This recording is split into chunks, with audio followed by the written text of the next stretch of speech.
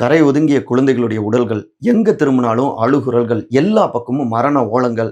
சமகாலத்துல பாலஸ்தீன மக்கள் மீது நிகழ்த்தப்பட்டு கொண்டிருக்கிற இனப்படுகொலை குறித்தா பேசுறீங்க அப்படின்னு கேட்டா இல்லைங்க.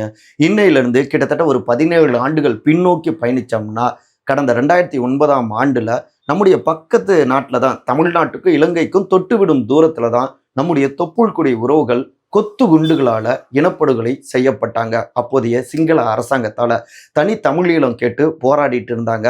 அவர்கள் மீது தான் கொடூரமான இனப்படுகொலையை சிங்கள அரசாங்கம் நிகழ்த்தினது. அதாவதுங்க, ஒரு பக்கம் கடல், இன்னொரு பக்கம் நிலப்பிரதேசம், இரண்டுக்கும் நடுவுல மக்கள் மாட்டிக்கிட்டாங்க. கெமிக்கல் ஆயுதங்களாலலாம் மக்கள் தாக்கப்பட்டாங்க, கொல்லப்பட்டாங்க அப்படின்லாம் அப்போவே சர்வதேச பத்திரிகைகளில் செய்திகள் வந்தது. உலகத்துல மிக கொடூரமான இனப்படுகொலை இது அப்படின்னு இப்போ வர சர்வதேச பத்திரிகைகள், ஊடகங்கள் இதை கண்டிச்சுக்கிட்டே இருக்காங்க. இதுக்கு முன்னதாக பார்த்தோம்னா வரலாறுல இலங்கையில் இருக்கக்கூடிய அறிவு சார்ந்த தளங்கள் நொறுக்கப்பட்டது.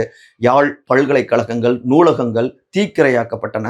லட்சக்கணக்கான புத்தகங்கள், அறிவு கருவூலங்கள், புத்தகங்கள் அழிக்கப்பட்டது. ஆனா ஒண்ணு புரிஞ்சுக்கணும், இப்படியான தாக்குதல்களால ஒருத்தருடைய மனசுக்குள்ளார இருக்கக்கூடிய அந்த அற உணர்வு, மனிதநேய உணர்ச்சி இதை அழித்து விட முடியாது.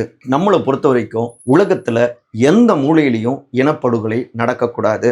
இனப்படுகொலைக்கு எதிரான அற வழியிலான முன்னெடுப்பை தான் இந்த முள்ளிவாய்க்கால் படுகொலை நாள் நமக்கு உணர்த்திக்கிட்டே இருக்கு. மே 18 முள்ளிவாய்க்கால் நாள்.